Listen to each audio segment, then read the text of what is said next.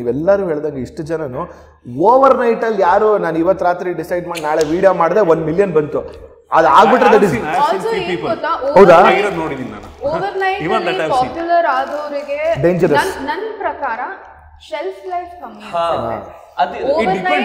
how they will take another ಮೇಲೆ depend ಆಗುತ್ತೆ how they will take that success another ಮೇಲೆ depend ಆಗುತ್ತೆ it's I think multiple factors not just their success it's also about overnight ಒಬ್ಬ ಇಷ್ಟ ಆಗಿದ ತಕ್ಷಣ ಒಂದು ತಿಂಗಳು ಶೆಲ್ಫ್ ಲೈಫ್ ಅದಾದ್ಮೇಲೆ ಅವ್ರು ಮಾಡೋದೆಲ್ಲ ಸ್ಕೇಲ್ ಅನ್ಸುತ್ತೆ audience if they do the ಅದೇ ಲೆವೆಲ್ ಕಂಟೆಂಟ್ ಮಾಡಿದ್ರೆ they will it is about ಅದೇ ಹೇಳಿದಲ್ಲ multiple factors come into play when it comes to overnight success I think pretty much all of us on the table have slow growth.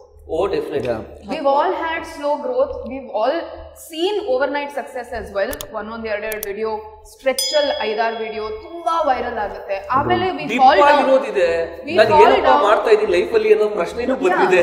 Slow growth, but then I think the beauty of slow growth is very loyal audience.